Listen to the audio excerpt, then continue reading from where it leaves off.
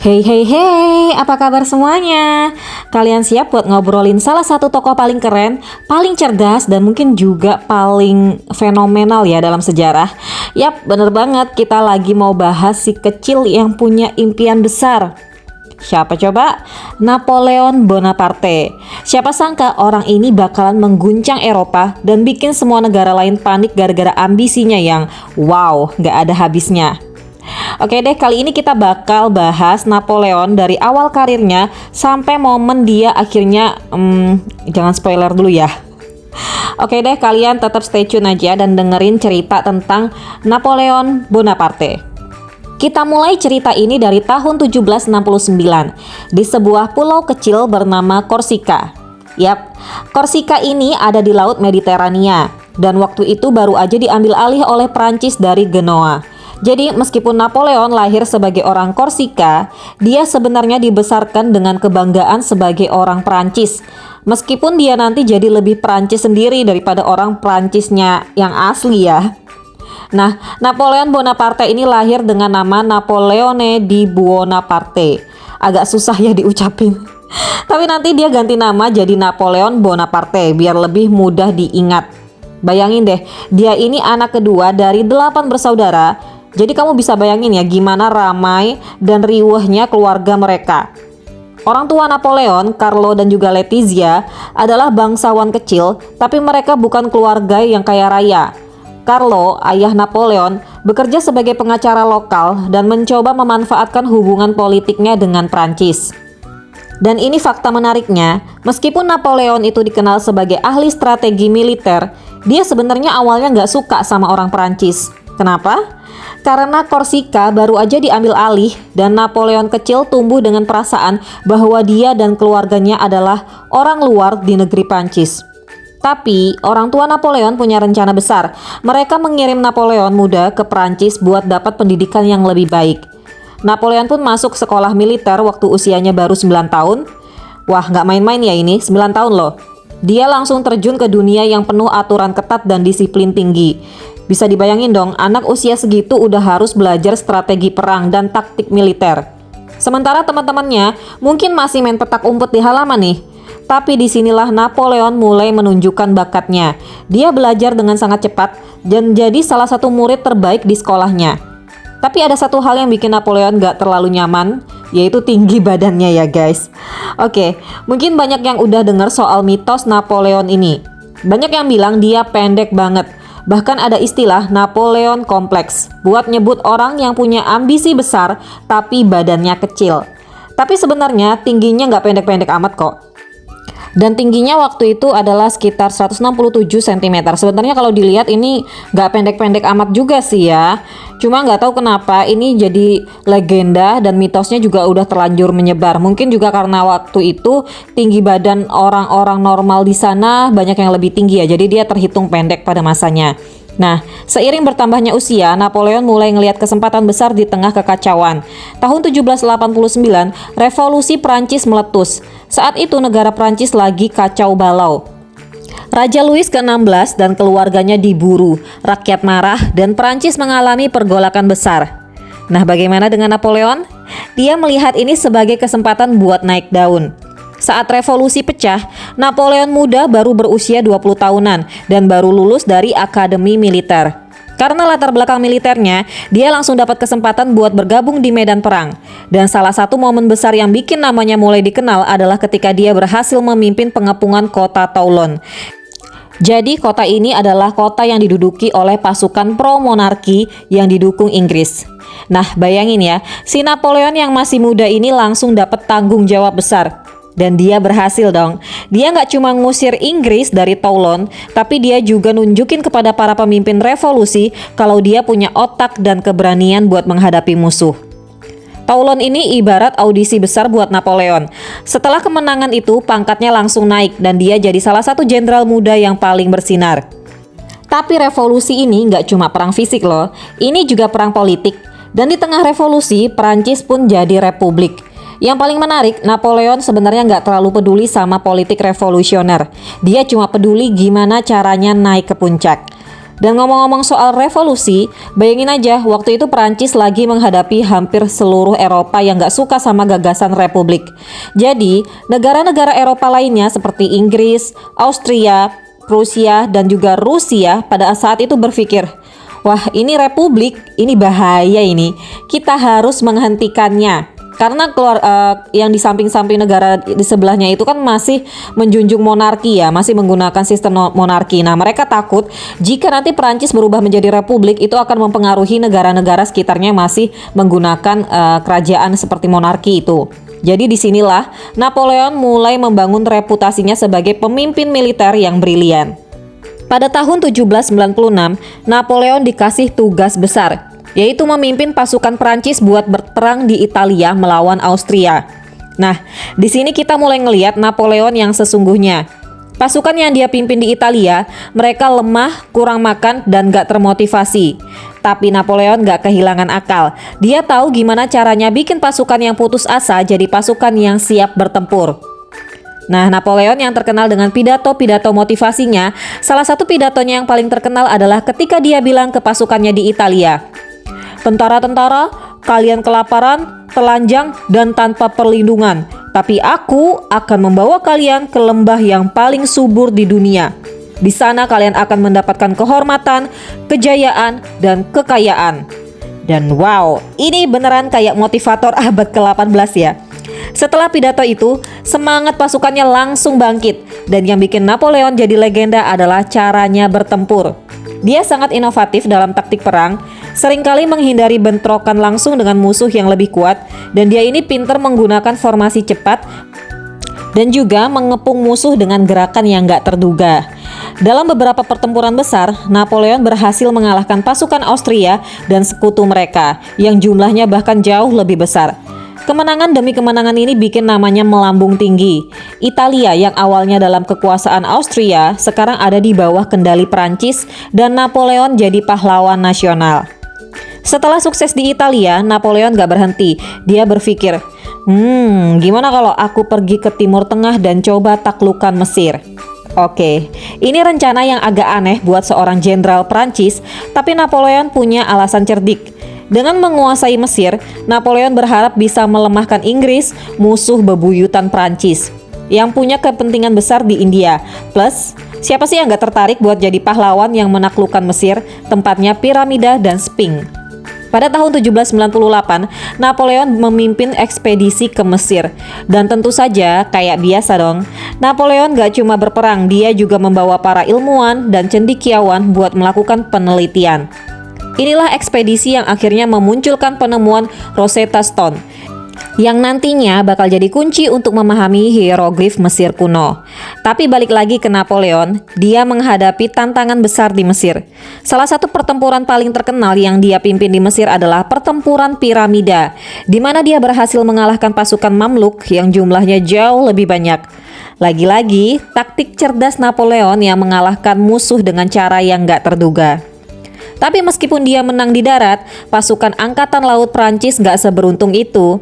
Armada mereka hancur oleh Inggris di bawah komando Admiral Nelson di pertempuran Nile. Jadi, setelah petualangan panjang di Mesir yang berakhir agak kurang mulus ya, gara-gara armada Prancis dihancurin oleh Admiral Nelson, Napoleon memutuskan buat kabur balik ke Prancis. Gimana tuh? Ya, Napoleon meninggalkan pasukannya di Mesir dan pulang duluan ke Paris pada tahun 1799. Jangan salah, waktu itu Prancis lagi kacau banget secara politik. Pemerintahannya yang dikenal sebagai direktorat udah mulai kehilangan kendali. Dan di situasi di Eropa makin tegang. Pas Napoleon balik, dia langsung lihat kesempatan ini tanpa buang-buang waktu, dia mulai bikin rencana kudeta buat ambil alih kekuasaan. Nah, ini yang jadi lucu banget. Kudeta ini bukan cuma soal perang dan kekerasan, tapi juga drama politik yang absurd. Bayangin aja, di satu titik Napoleon malah sempat hampir ketakutan waktu beberapa anggota parlemen mencoba melawan. Tapi untung aja ada saudaranya ya, Lucien, yang lebih pintar soal politik. Dia datang dan menyelamatkan situasi. Jadi ya bisa dibilang Lucien lah yang bikin Napoleon bisa sukses merebut kekuasaan. Dan dalam waktu singkat, Napoleon jadi penguasa de facto Prancis. Tapi dia nggak langsung menyebut dirinya sebagai raja atau kaisar loh. Biar lebih keren dan nggak terlalu nyolot, dia ngasih gelar konsul pertama buat dirinya sendiri. Ibaratnya kayak bilang, aku pemimpin tertinggi tapi aku bukan raja, oke? Nah, setelah jadi konsul pertama, Napoleon nggak langsung sibuk bikin perang. Ternyata dia juga jago banget dalam hal reformasi politik dan sosial. Salah satu warisan terbesar Napoleon adalah Code Napoleon atau Hukum Perdata Napoleon, yang masih dipakai banyak negara sampai sekarang. Ini kayak buku peraturan baru yang menyatukan sistem hukum di seluruh Prancis, menggantikan undang-undang yang berantakan setelah revolusi. Tapi tunggu dulu, jangan kira hidup Napoleon setelah jadi konsul itu gampang. Di Eropa, negara-negara kayak Inggris, Austria, dan Rusia udah mulai gerah banget sama Napoleon. Mereka ngelihat Prancis sebagai ancaman serius, terutama setelah Napoleon mulai memulihkan ketertiban di dalam negeri dan bahkan memenangkan beberapa pertempuran di Italia lagi. Yap, Napoleon balik lagi ke Italia buat berperang, dan sekali lagi dia ngalahin pasukan Austria yang nggak tahu kapan harus menyerah. Napoleon ini ngerti banget gimana caranya bikin citra diri yang heroik ya. Salah satu contohnya adalah lukisan terkenal yang sering kita lihat, di mana dia lagi menyeberangi pegunungan Alpen naik kuda putih. Kelihatan super gagah dan heroik banget. Padahal kenyataannya dia mungkin lebih milih naik keledai yang lebih aman dan stabil. Setelah bertahun-tahun jadi pemimpin efektif di Prancis, Napoleon pun berpikir, oke, aku udah cukup kerja keras nih, saatnya aku dapat gelar yang lebih keren. Pada tahun 1804, dia secara resmi memproklamirkan dirinya sebagai Kaisar Prancis. Dan tahu nggak, upacara penobatannya itu benar-benar beda dari yang lain. Biasanya kan penobatan itu dilakukan oleh Paus, tapi Napoleon tidak. Dia bilang, biar aku aja yang pakai mahkota ini di kepalaku sendiri. Itu simbol banget ya, kalau dia nggak butuh persetujuan siapapun buat jadi kaisar. Nah, menjadi kaisar artinya Napoleon punya kekuasaan penuh di Prancis, dan sekarang dia mulai memfokuskan energinya buat memperluas kekuasaan Prancis ke seluruh Eropa. Dan disinilah hal-hal jadi makin gila karena ada perang, dan perang. Sejak jadi kaisar, Napoleon terlibat dalam serangkaian perang yang dikenal sebagai perang koalisi, di mana negara-negara Eropa lainnya kayak Inggris, Austria, Rusia, dan Prusia terus berusaha ngejatuhin Prancis. Tapi Napoleon gak kalah begitu aja. Salah satu kemenangan terbesarnya pada tahun 1805 di pertempuran Austerlitz. Ini pertempuran yang legendaris banget, sering disebut sebagai masterpiece taktik militer Napoleon.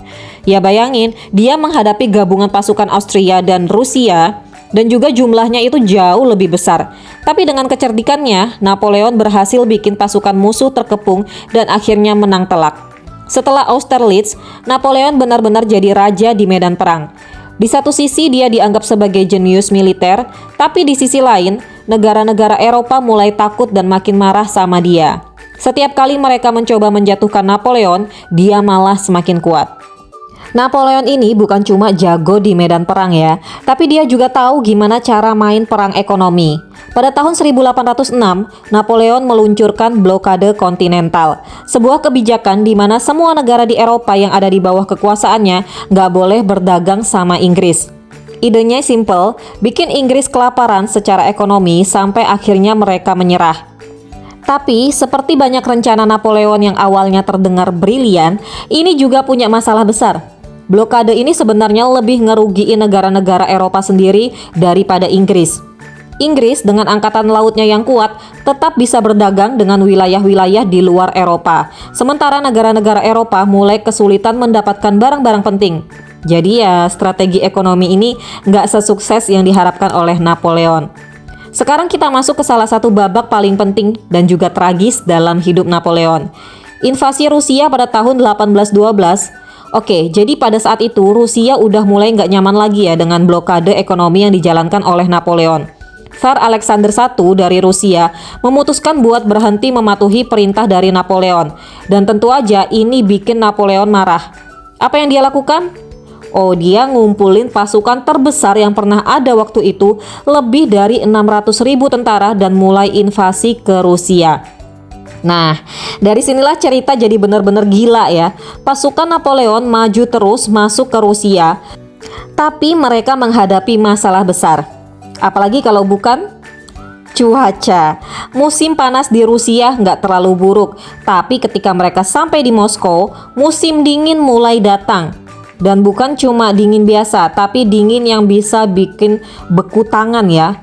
Ini bisa bikin beku tangan dalam hitungan menit.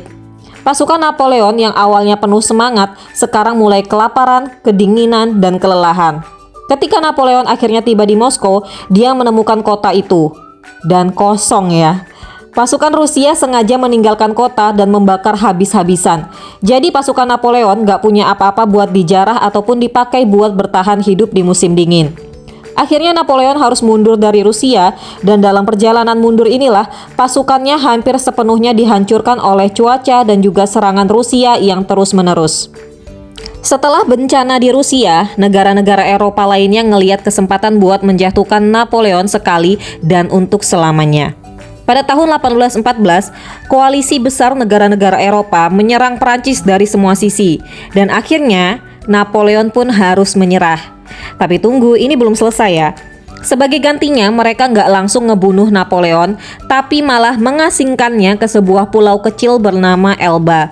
Nah, Elba ini kecil banget dan nggak jauh dari Italia. Tapi biar gimana pun, Napoleon tetap jadi raja di sana. Dan konyolnya ya, Napoleon gak berhenti jadi Napoleon. Di Elba dia malah sibuk bikin reformasi, ngurusin ekonomi lokal, dan bahkan bikin pasukan mini. Kayak, bro kamu tuh udah kalah, berhenti dulu dong. Tapi Napoleon gak bisa ditahan lama ya. Pada tahun 1815, dia berhasil kabur dari Elba dan balik ke Prancis. Dan yang paling luar biasa, ketika dia balik, rakyat Prancis malah menyambut dia lagi. Dia langsung ngumpulin pasukan dan mulai periode yang kita sebut sebagai 100 hari. Tapi sayangnya keberuntungan gak berpihak lagi ke Napoleon saat ini. Pertempuran terakhir Napoleon terjadi di Waterloo pada tahun 1815. Di sini dia menghadapi pasukan gabungan Inggris, Prusia, dan sekutu-sekutunya di bawah komando Duke of Wellington. Pertempuran ini seru banget, penuh dengan drama dan juga strategi. Tapi pada akhirnya Napoleon pun kalah. Setelah kekalahan di Waterloo, Napoleon akhirnya benar-benar jatuh.